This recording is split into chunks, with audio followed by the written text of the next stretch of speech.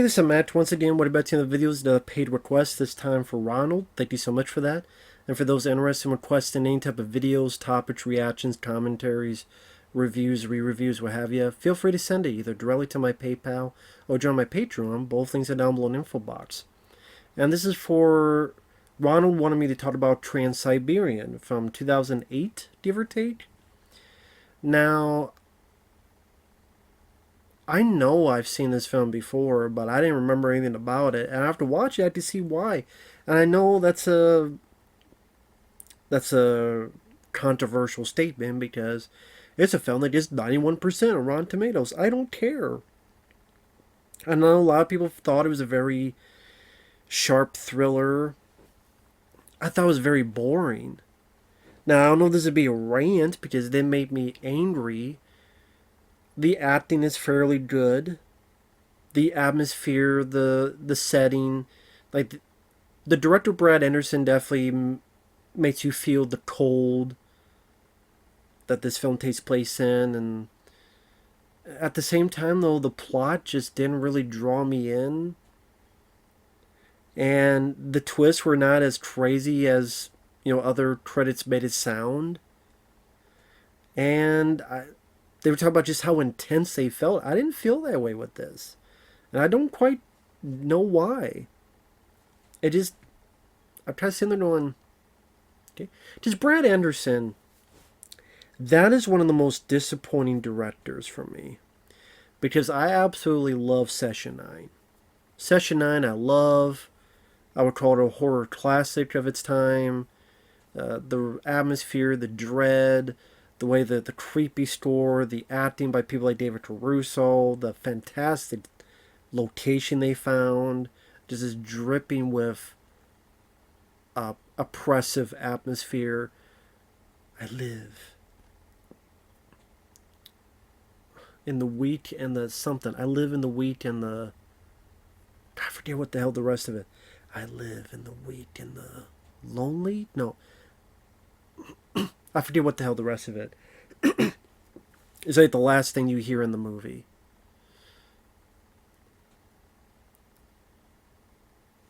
I just really liked it. And I didn't mind The Machinist with Christian Bale.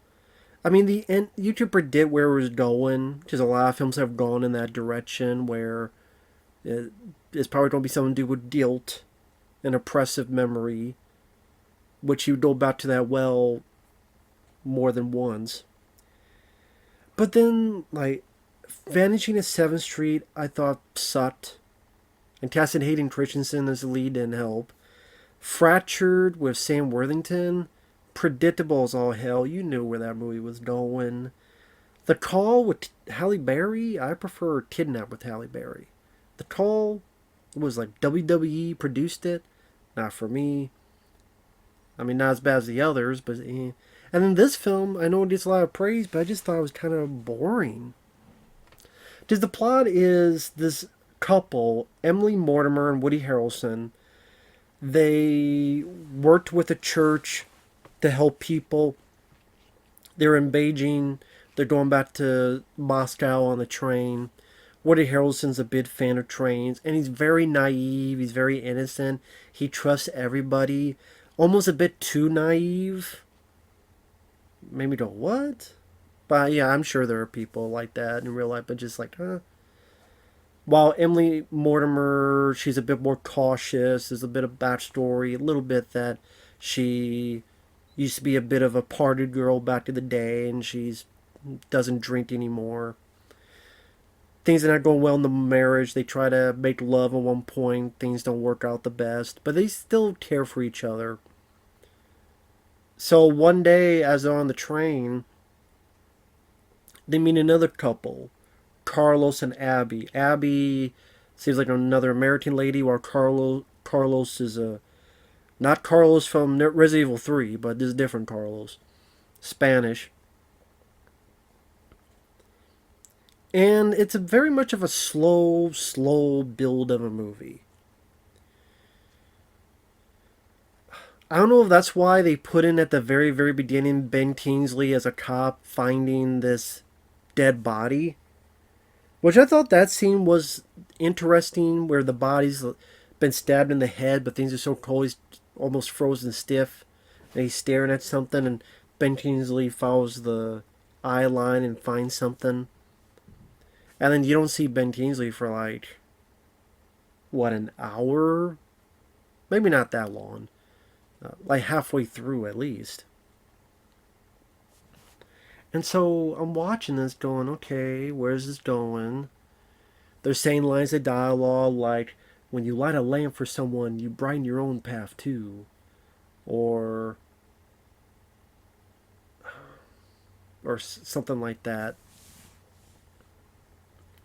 And pretty much the two couples talk to each other. You tell that Carlos keeps checking out Emily Mortimer's character, and maybe there's a little bit of her that lights it,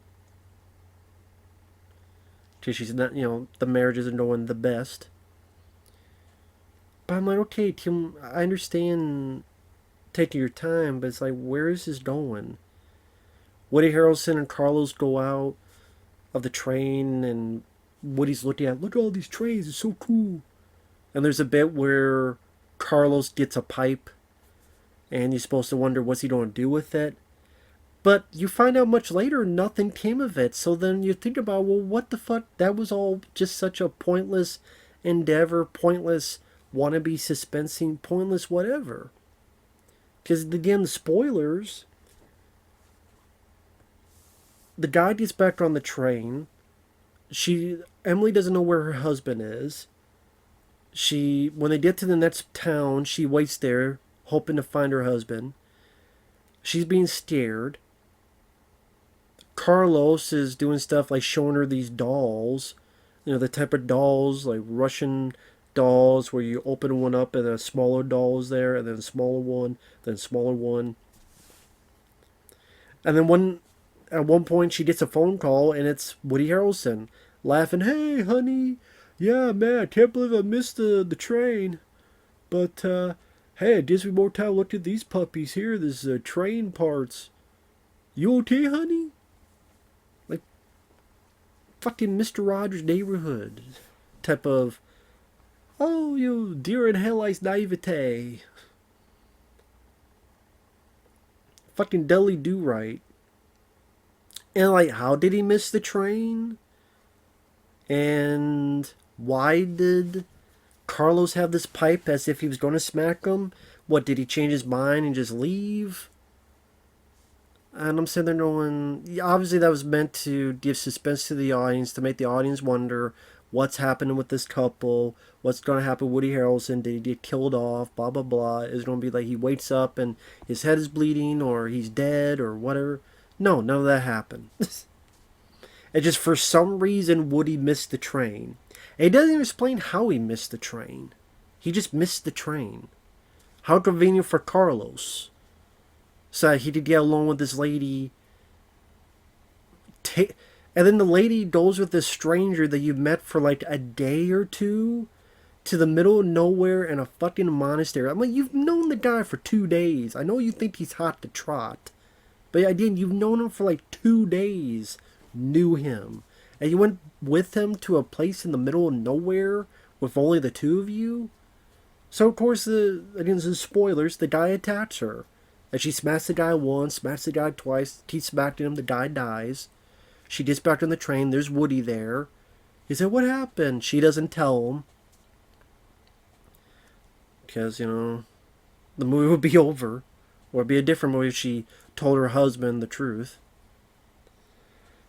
Oh, and during that time at the monastery, they did kiss and make out heavily, and then some debris fell, they broke it off, and then she changed her mind. Nah, this is wrong. And that's when the guy freaked out and said, no, come on, stop being a tease. And then she kept hitting him. So, there's that. And then the other girl, Abby, is looking for Carlos.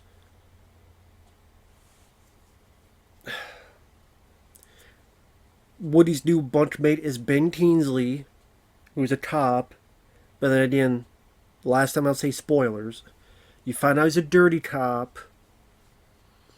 At first, he's like, what's this stuff here? Oh, I would guess that this guy Carlos was a drug mule. And then the lady finds out that the Carlos put those dolls in her suitcase to use her to push these drugs across. She doesn't know what to do with these drugs. She's trying to find ways to, I don't know, dump it. I'm like, is it that hard to dump a suitcase? I guess it is. Then finally she breaks down, tells Ben Kingsley most of the truth, other than Carlos being dead. And then seems like everything's fine. Which then I don't know why they think everything's fine. Like they leave the couple there on the train, and then they go to sleep. And then apparently they didn't notice that a shitload of train cars got unbuckled, and they're gone. So the train's going. They're the only ones on the train, other than like a driver or like one or two other people, and one of them is Ben Kingsley actually. So two or three people. And I'm sitting there going, you didn't notice that fucking the train stopped and being unbuckled? Does it take a little bit of time to stop a train and unbuckle the shit? And neither of you, what if one of them woke up in the middle of that? What if both of them woke up in the middle of that? What if they immediately said 5 minutes later, you know what? Next stop, we're going to leave. We're not even going to stay here. We're going to leave and we're going to, I don't know, take a cab or something. Get the fuck off this train. What would Ben Kingsley have done? Well, I just searched for them. Why was he just bring them along with the dolls? We need to bring you in for questioning, or we need you to come with us to the station. Ben Kingsley could have made up any fucking story. Because you can tell Ben Kingsley doesn't believe everything Emily Mortimer is saying. So if he has that much doubt to go to this extreme later to unbuckle the cars and just be them alone on this train. But whatever.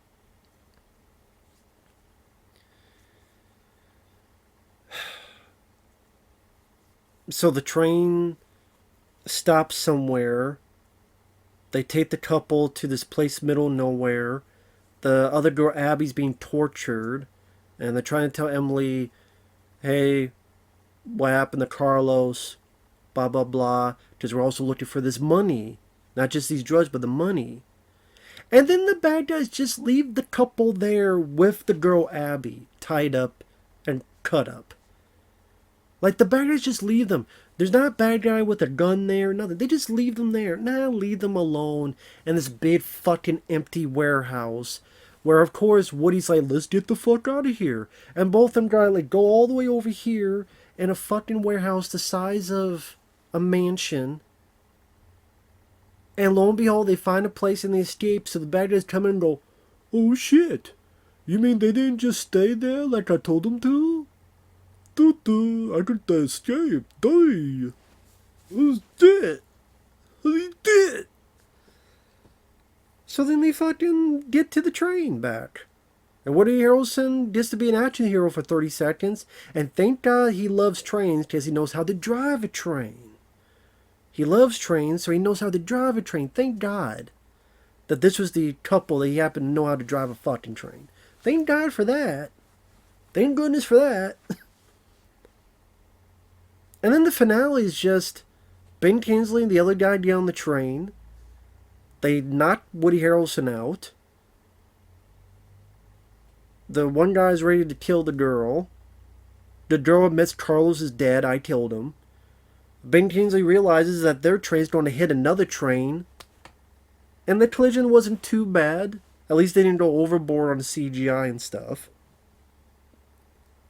You find the other train carried soldiers. Ben Kingsley, which is a smart thing to do, he's like, I need to think of something. Oh, we're going to shoot the bad guy. Because, hey, I'm a cop, and he makes up a story. And the lady tries to explain, but they don't know English. And she doesn't know Russian.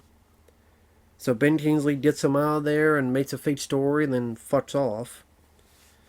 And then the couple talk with the American embassy and see Abby in the hospital. And you find out Abby afterwards stuck out back for that money and She knew a bit of what the Carlos was doing, so she wasn't Miss Innocent, and the movie's over.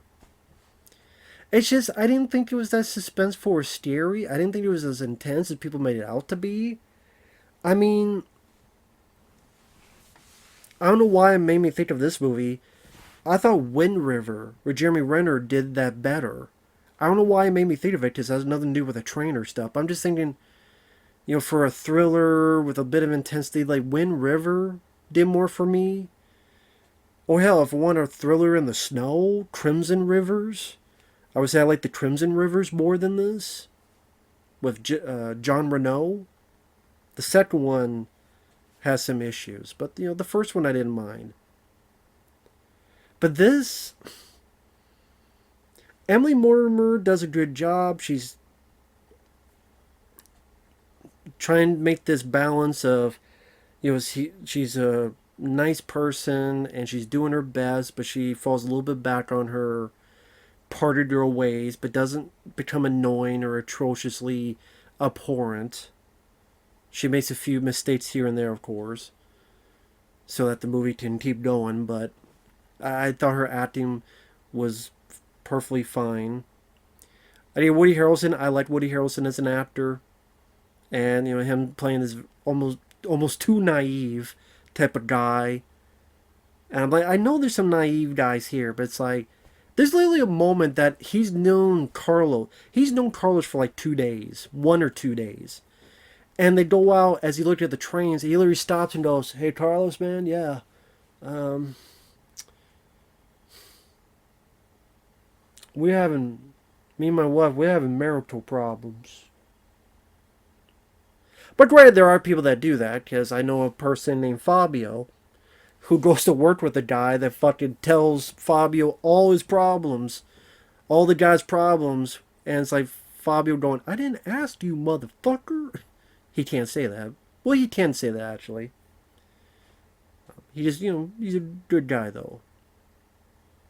But yeah, Fabio actually does work. He does work with a guy who, from day one, would tell all these problems I have with my marriage problem. So I guess there are guys like that. But then they become a bit unlikable or a bit stupid. Just like the guy Fabio works for. Stupid people. So, Woody Harrelson's character at least is not obnoxious or annoying. It's just, come on, dude. You just wish he had a bit more common sense to read the room. Not so much head in the clouds, but I guess, again, it's to make the story go forward. The cinematography, the look, Brad Anderson usually does a good job with that, and in this case, you definitely feel the oppressive cold. The scenes on the train are shot decent enough. I didn't know. I mean, maybe there is green screen and stuff, but I didn't notice a whole lot of it compared to other movies. I mean, it's more of a fun thriller, but I'd rather watch The Commuter with Liam Neeson than this. Or Narrow Margin with Gene Hackman. I think it's a very underrated film directed by Peter Hyams. That's a train thriller film I enjoy more than this. So, yeah, The Commuter, Narrow Margin. It's not a train, it's a plane, but Red Eye. I thought Red Eye was actually a better thriller, directed by Wes Craven, than this. I mean, there's other thrillers I enjoyed more that